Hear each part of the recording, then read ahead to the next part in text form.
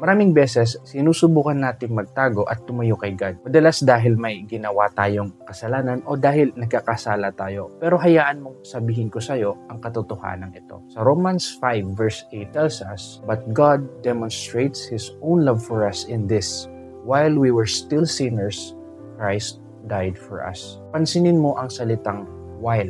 Ibig sabihin, habang tayo nagkakasala pa at makasalanan pa, Christ died for us. Hindi nagdalawang isip si God na iligtas ka. Hindi siya nag-isip na, ay, baka masayang yung pagpapadala ko sa anak ko. Walang pag-aalinlangan, walang kondisyon. Hindi sinasabi sa talatang ito na kailangan mo munang huminto sa pagkakasala bago ka maligtas. Tandaan mo ito, kaibigan. God is all-knowing. Nakita niya ang iyong past, alam niya ang iyong future, at nakikita ka niya ngayon. Wala kang may tatago sa kanya dahil kahit ang buhok mo ay bilang niya.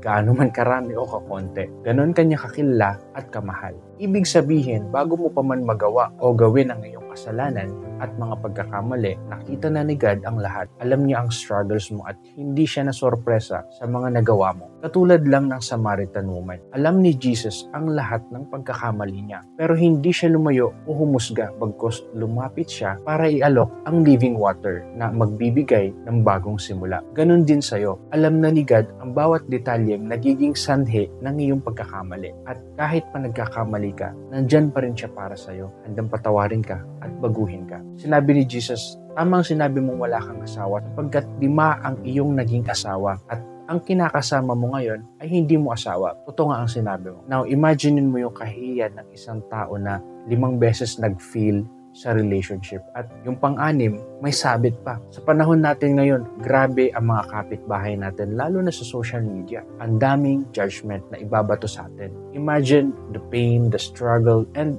the shame na dala ng ganitong sitwasyon. Kaya hindi nakapagtataka kung bakit tanghali nang pumunta yung Samaritan woman para mag-igib ng tubig. Kasi noon, ang mga kababaihan ay umaga pa lang nag-iigib para iwas sa init. Pero siya tanghaling pumunta para iwas chismis. Pero dumating si Jesus. Hindi siya dumating para i-judge siya. In fact, it's the opposite. Nireveal ni Jesus ang mga kasalanan ng babae hindi para husgahan siya, kundi ipakita na, beloved, alam ko ang lahat ng tinatago mo. Alam ko lahat ng sakit mo, ang past mo, at pati na yung kasalukuyan mo kasalanan. Pero mahal pa rin kita. Kasi mahirap maramdaman na tunay kang mahal ng isang tao kung may mga itinatago ka pa rin sa kanila.